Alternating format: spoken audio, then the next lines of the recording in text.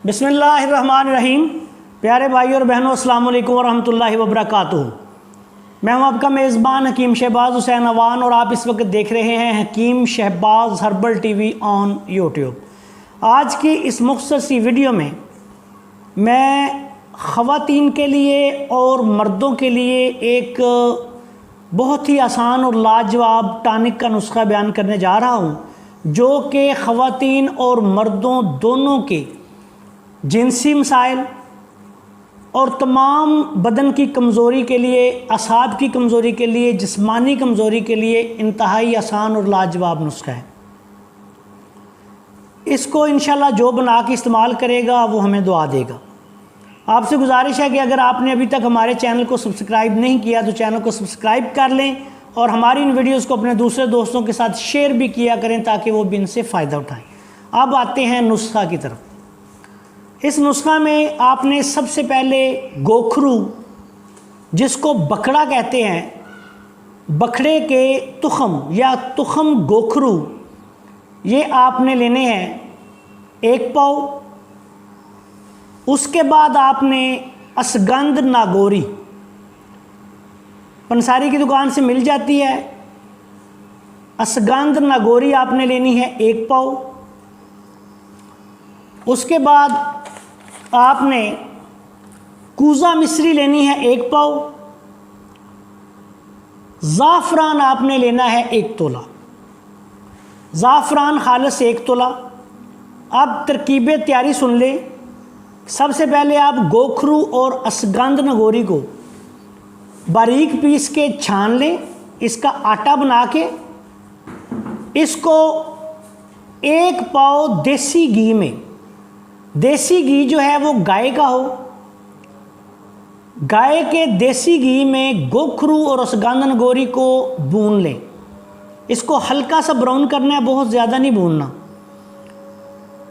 उसके बाद 1 तोला ज़ाफ़रान जो है उसको लेके बारीक पीस के इस नुस्खा में डाल लें। उसके बाद कूज़ा मिश्री जो 1 पाव आपके पास है उसको बारीक पीस के वो भी इसमें शामिल कर लें। ये आपका एक नुस्खा तैयार हो गया।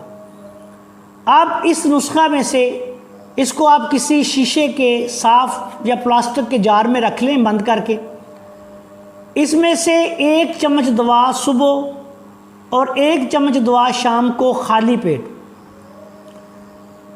नीम गर्म दूध के साथ इस्तेमाल करें। दूध बकरी या गाय का हो तो बहुत अच्छी बात है।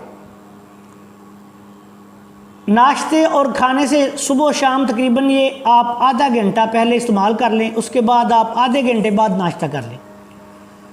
इसके इस्तेमाल से ख़वातीन और मर्दों के तमाम पोशीदा अमराज, बिलखसूस जो पोशीदा अमराज सुदावी मिजाज की वजह से होते हैं, खुश्क सर्द और खुश्क गर्म मिजाज की वजह से, या ऐसे मरीज़ जो सूखे सड़े हों, दुबले पतले हों, तमाम खट्टी चीज़ें जिनको नुकसान देती हों, मादा मनविया में जरासीमी कमी हो, मादा मनविया की पैदाइश जो है वो सही ना हो रही हो, बनी की पैदाइश कम होती हो, ख़वातीन जो सूखी सड़ी हों, कमज़ोर हों,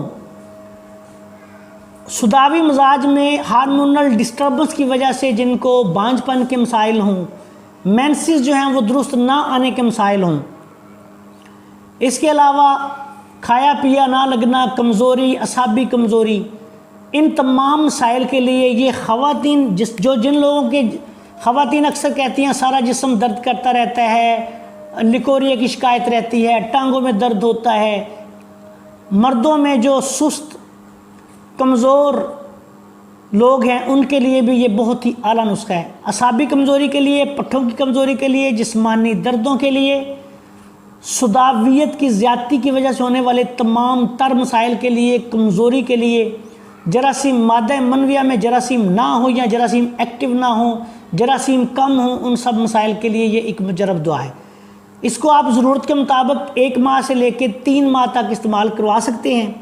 अल्लाह ताला के फजल व करम से इसके इस्तेमाल से ना सिर्फ असाबी कमज़ोरी ठीक हो जाती है, दिमागी और असाबी कमज़ोरी के अलावा जिस्मानी कमज़ोरी भी ख़त्म होगी, मर्दाना कमज़ोरी भी ख़त्म होगी, जिस्म में दर्दों के मसाइल, मोहरों के मसाइल, जिन लोगों को मोहरों के मसाइल होते हैं, बार बार मोहरों में दर्द की शिकायत होती है, उन सब के लिए भी ये एक बेहतरीन और लाजवाब नुस्खा है।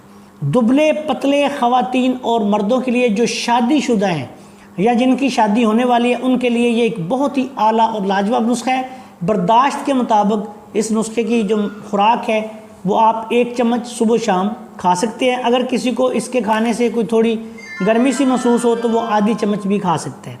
अगर मरीज़ का वज़न, आपने बहुत ज़्यादा कमज़ोरी का सामना है, वज़न बढ़ाना आप चाहते हैं, तो फिर आप इसको दिन में 3 दफ़ा भी दे सकते हैं।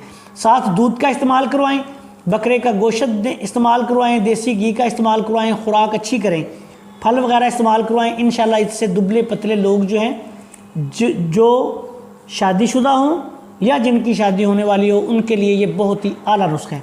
आखिर में इस दुआ के साथ कि अल्लाह ताला तमाम दुखी इंसानियत को शिफाए कामिला अता फरमाए, आपसे इजाज़त चाहता हूँ। अस्सलामु अलैकुम वरहमतुल्लाहि वबरकातुहू।